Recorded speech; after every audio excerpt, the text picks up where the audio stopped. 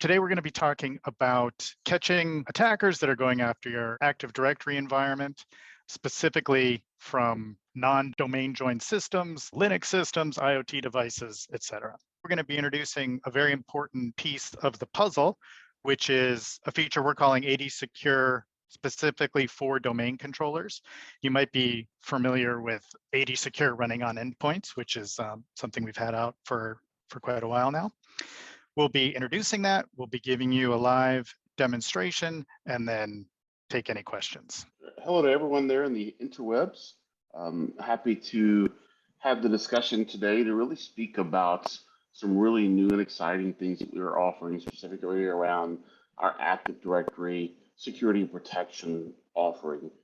And so as we kind of get started, as Todd had mentioned, and some of you may or may not be aware of some of the current offerings we have today. One simply being our capabilities of providing what we would call an assessment of Active Directory. And so that really gives us a couple of different things. One, it gives us the visibility and insight into Active Directory to specifically look for misconfigurations or specific settings that could be vulnerable to an attack.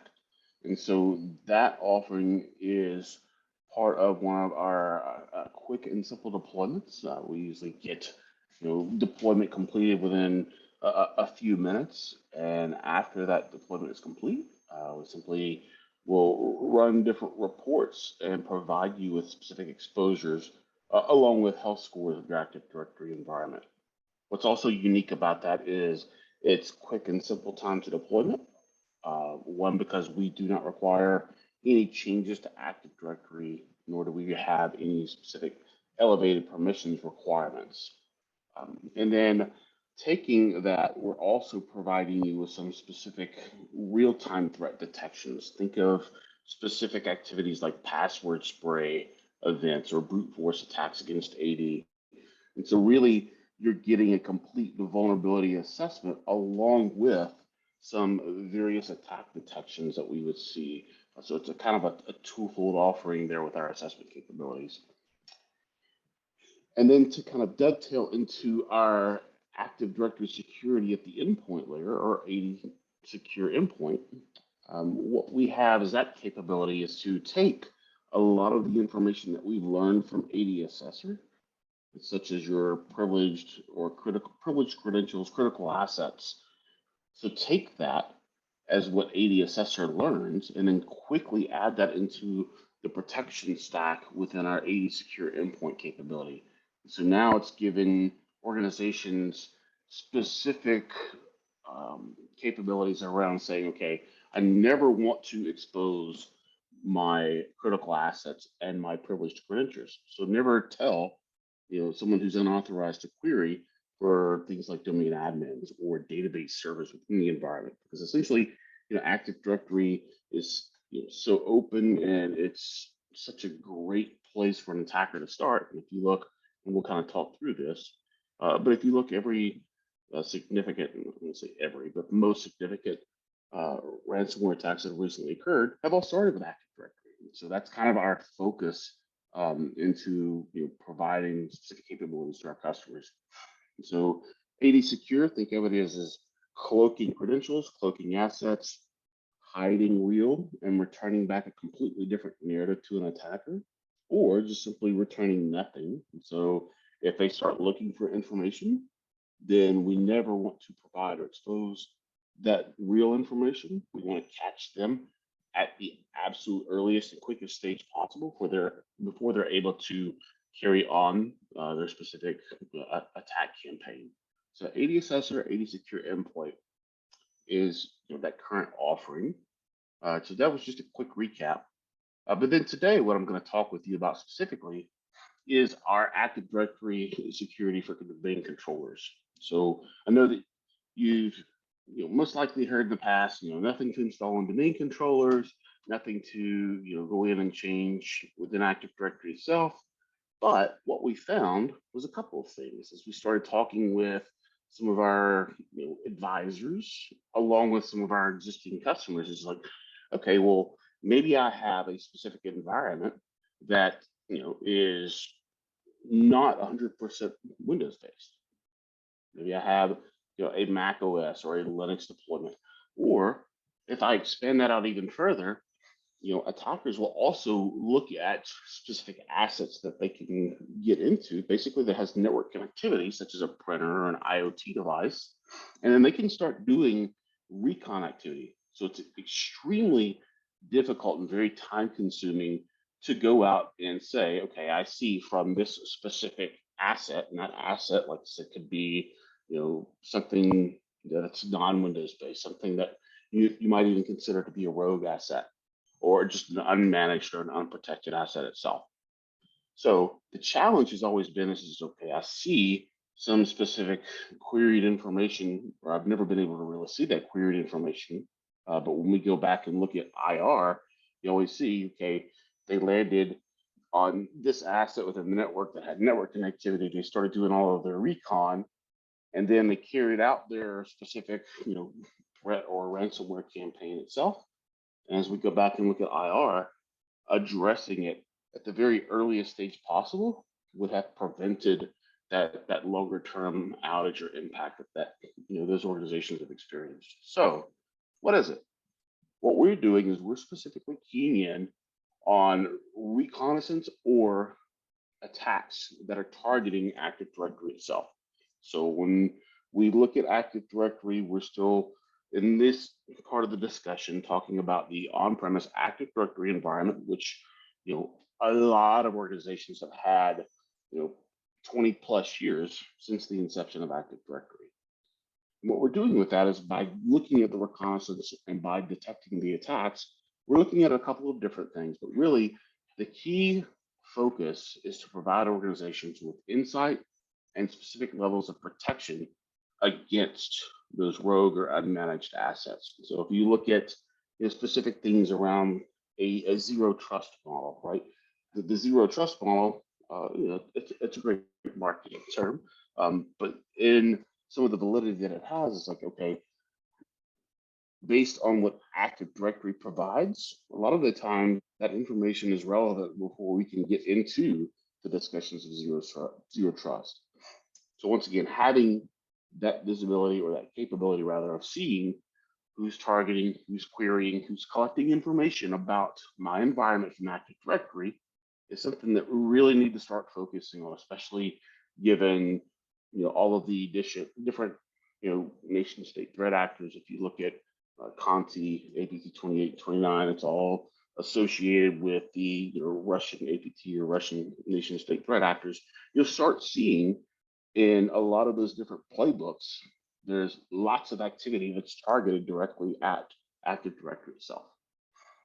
So some of the very unique capabilities around our protection offerings is that we do not have a specific learning period. We simply say, okay, we give you a simple binary. It runs a very lightweight service of which you can completely customize, such as changing a service name, setting the installation and service path, essentially hiding that information from the attacker. Because if you look at specific things that the attackers are going after, right? Identity is the gold. It was, in the older days, is I'm going to get this asset, I'm going to land and expand. Well, now I'm going after the identity because the identity, is not only user accounts, but it's also other things such as computer assets, applications, database servers, you name it. The identity itself is something that the attackers are going after. So we place that onto our domain controllers, and then that gives us that visibility and that alerting mechanism to simply tell you, hey, someone from this asset started querying Active Directory, they started enumerating privileged credentials. Oh, and by the way, we also saw a golden ticket attack that generated from that asset. So leveraging what we call our threat ops capabilities, the ability to integrate with existing security platforms, you can take that information and automate the response to directly send a endpoint isolation or endpoint quarantine to maybe one of my upstream network firewall devices or my IPS devices within the environment. So if I see an attack from a non-protected, unmanaged asset, let's send that over to our network device and tell that firewall or that router to isolate the endpoint so that it gives time for the incident responders to go out and verify or validate what that asset is, what it's doing, and why it's doing these things that we've recorded. But it also prevents that escalation of privileges and that lateral movement. Because once again, if we can stop it at the very earliest stage of the kill chain, we consider that a huge success. Your endpoint protection providers are there to stop the attacks from coming in. But the way that we as a team will operate is we say, okay, we assume organizations will at one point get breached. We are there to stop the lateral movement and to stop the attacker from leaving that endpoint with your valuable information. So how does it work? What we do is we provide you with that binary. You can install it on not only your domain controllers, but also your other specific critical assets, things like web servers or database servers.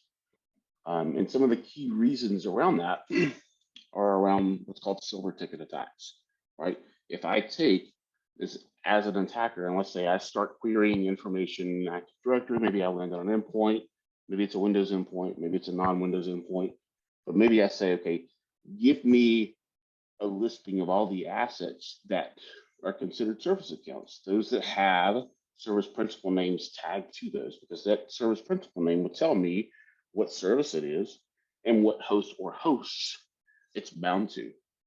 And then what I can do is take and create what's called silver ticket attacks and then send it directly to that asset.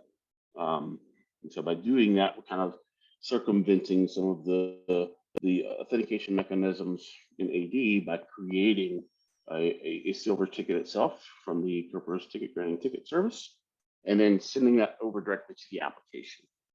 And then of course, on the domain controller, seeing all of the different queries, all of the different enumeration events, regardless of the source asset and source platform type, and then saying, okay, look, Mr. Customer, we see all of these events in this period of time from this host that generated these enumeration activities. Here's the information that we collected. You have the capability of then saying, okay, I'm going to do some further inspection. Maybe I do some endpoint isolation, or maybe I even do some behavioral correlation with my existing security platform so that I get a complete picture of that attack. Before I do step into the product demonstration, what I do want to also kind of call attention to, and we have a link that's publicly available on our site that basically carries you out to some of the information that is basically shared from the latest Conti ransomware attack. So when you look at what Conti does, what it's doing is it says, okay, once I get a foothold within the environment, the very first thing I'm going to start doing is I'm going to start querying Active Directory, start learning about the environment, because I can use native living off the land tools, command prompt, PowerShell, WMI, you name it. I can start getting that information, start learning about the environment, and I'm not using anything that's by itself nefarious, but the activity itself is the very start of that Conti and other ransomware campaigns. Any questions in the Q&A, Todd? Any way to prevent domain controllers from being enumerated, or if not, is there a way to create decoys that deploy when an attacker attempts to enumerate domain controllers? Thank you. Yeah, it's a great question, and that's one of the very first capabilities we introduced with our AD Secure endpoint. And so having that installed on that Windows endpoint device gives us a lot of flexibility in saying, okay, if after we've said we've discovered these domain controllers and these domain admins and schema admins and enterprise admins and any other elevated credentials, maybe they're shadow admin type accounts. After seeing all that, then within a simple policy, in a few clicks, I can say, if someone enumerates this information or tries to recon this information, so if someone says, give me a listing of your domain admins, and let's say one of those domain admins is Todd. Well, then from our protection capability, what we will do is instead of responding back with Todd when someone does a net group domain admins to enumerate that domain admins group, we'll hide Todd and we'll replace it with Nick. We'll replace it with some other non-domain admin credential. Same thing with our other critical assets, domain controllers, database servers, web servers, mail servers. If someone starts querying for that information, we have that capability of hiding the real, replacing with the set. That's at the endpoint. The domain controller is a little different in the sense that what we're doing is, in the current rev, we're saying, here are the unauthorized or very suspicious type queried information, or more importantly, here are the attacks. And so we're not, from the domain controller, going to necessarily hide that information just yet, because there could be some things around what it's doing, what it's enumerating that might be something of use or of need within the environment, might be a requirement itself. And so with the AD Secure Domain Controller, we're providing organizations with capabilities to detect from unmanaged, non-Windows rogue assets. Could be IoT, could be printer, could be you name it, anything basically with a network connection that has the capability of reaching my domain controller on an LDAP or an LDAP S port. Any other questions? I think we can say there are a couple more, but I think it'd probably be easier to answer them at the end. Okay, perfect. Thank you. Okay, so to kind of make use of the time here, I'll go ahead and kind of quickly explain exactly what I've done. I was able to get shell access to a Windows endpoint from a colleague Linux machine. And the way that I was doing that was simply through a phishing email. Unfortunately, our end users are still falling victim to a lot of the different phishing attempts that come out.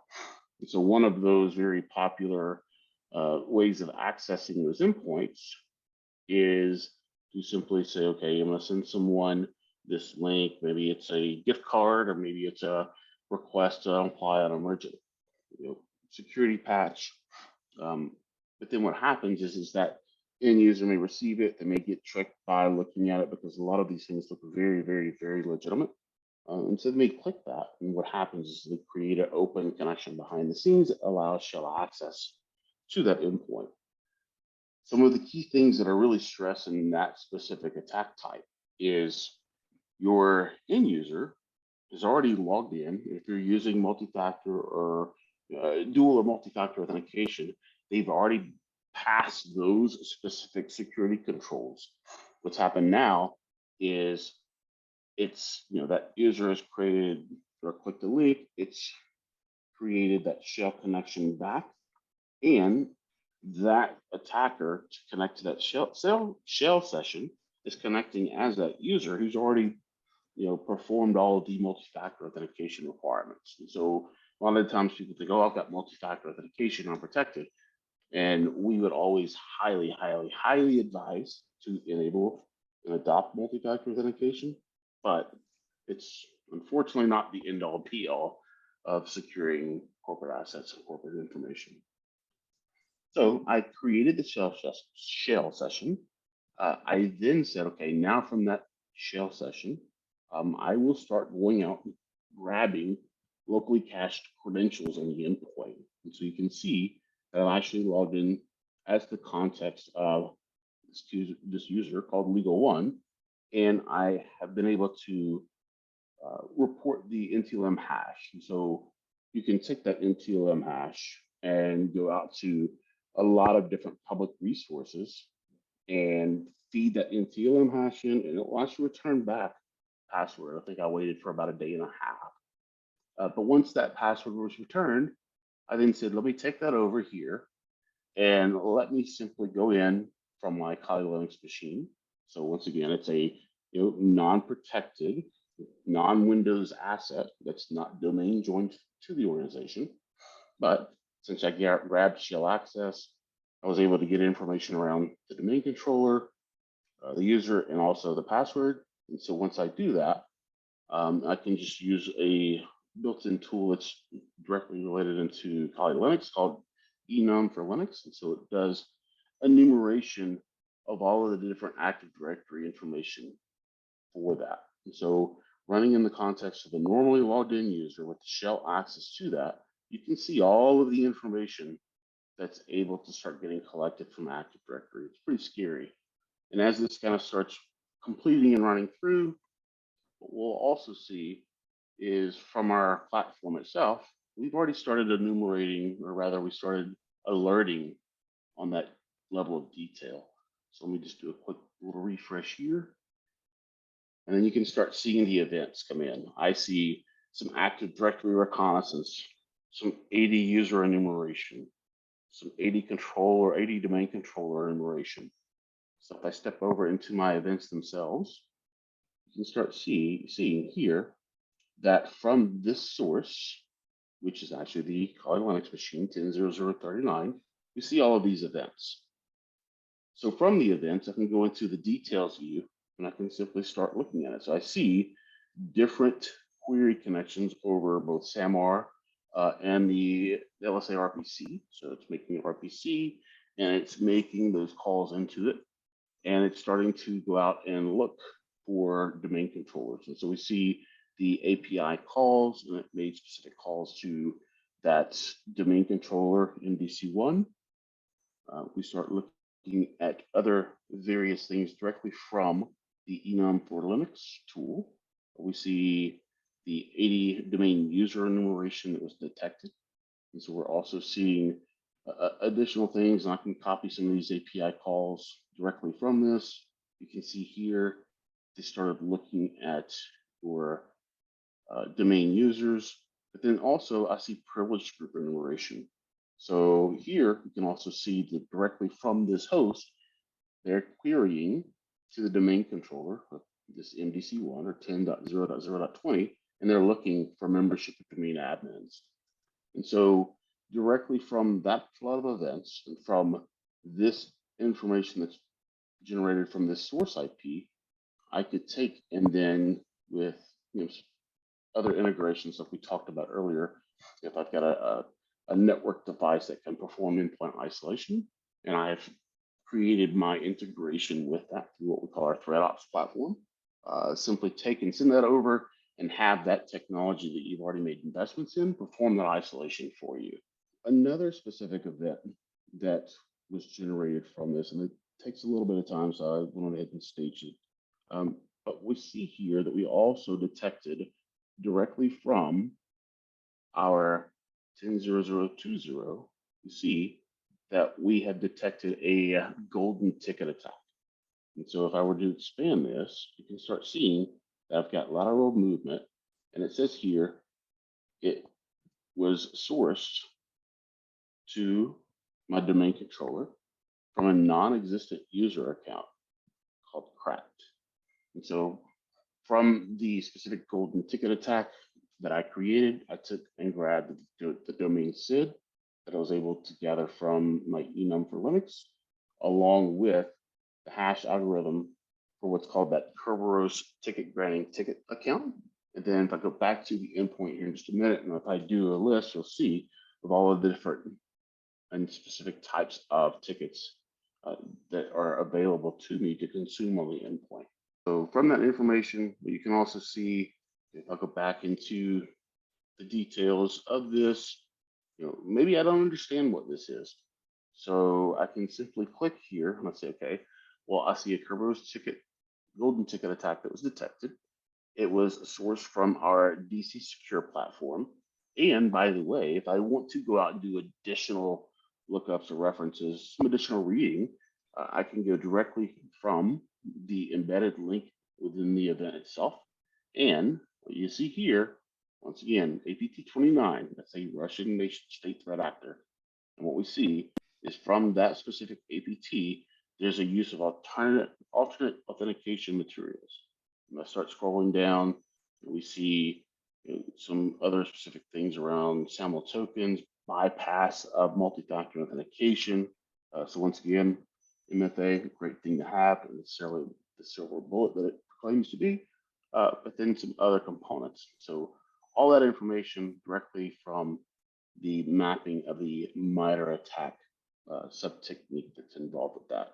And then you'll see the additional recommended actions that we would suggest a incident responder or an analyst take. So investigate the activity, maybe quarantine the attacker IP to give yourself some time to go out and specifically look to determine if the either source machine or user account is responsible and is authorized to do that. And if not, well then it's time to start doing some additional investigation responses. But once again, our goal is to provide that specific attack and attack type along with the source information at the earliest absolute possible stage. Because even though AD, Active Directory, has been in place for 20 years, we have not seen any tools until just recently that have been made available to organizations that allow for detection of this capability. And so that's what I'm extremely passionate about and very excited about some of the specific capabilities that we are providing our customers and to the industry as a whole. So I'm going to go back into our presentation and we'll do a quick recap of what we covered. And so what we did is we talked about the AD Assessor and the AD Secure Endpoint offering. We've done some previous webinars on that, but now completing the picture of the full Active Directory security protection portfolio, we have the ability to give you quick insights into vulnerabilities and misconfigurations within your Active Directory environment by leveraging our AD assessment capabilities, and then analyzing and looking at the information that's provided back and say, okay, from my AD Secure Endpoint through specific policies, I'm going to prevent enumeration and discovery of the critical accounts, critical infrastructure, and provide a different narrative back to the attacker. And so that if they get something, they will continue to follow those specific pieces of information that we've provided. And then to round out that portfolio, we understand that not all of your endpoints in the environment are Windows-based. We understand that there are huge gaps around protection, specifically for Mac OS and Linux and different IoT devices. Even Fire sticks. Like you plug a Fire stick into an organization, pop in the Wi-Fi information, and now it becomes an actual endpoint that I can use as an attack vector. So rounding out that capability by giving you that insight along with a complete platform dedicated to protecting Active Directory itself. Because our 3 goals specifically for securing AD, report and remediate those vulnerabilities. You've got to understand the specific exposures, where you're vulnerable, because that's what the attackers are going after. As soon as they land, they start looking at all of these different misconfigurations or these ways of moving laterally and escalating privileges. They're taking that information, preventing the attackers from collecting that data by leveraging that AD Secure Endpoint offering that we're providing. And then in twofold, detecting attacks from rogue, unmanaged assets or the undetected, and providing you with that instant information that you can take to respond to that to prevent the escalation and the damage that that specific attack could take by leveraging the AD assessment capabilities of not only performing the assessments, but once again, that 2-pronged approach of giving you specific threat detections that are real time, password square events, suspicious service creation on domain controllers, print nightmare. I see print spooler services still enabled on domain controllers. And then finally, the AD Secure for domain controllers. Rogue, unmanaged assets, Linux, Mac OS, IoT, you name it, anything with a network connection that can connect over LDAP and start querying and or attacking Active Directory. All right, thanks, Nick. Sure. That was a great introduction to this part of our offering. We've got a few questions here. So Nick, let's see if you know this one. Is the DC Protection a standalone product or is it part of the EDN product? The DC Protection offering is a standalone capability. Now we will provide those in different bundled approaches, but it's completely separate from the EDN offering, because what we're doing at the EDN is specifically targeting on the endpoint, not only around Active Directory, but also around, credentials that, maybe specific credential types that are non-Windows based or that are non-Active Directory sourced.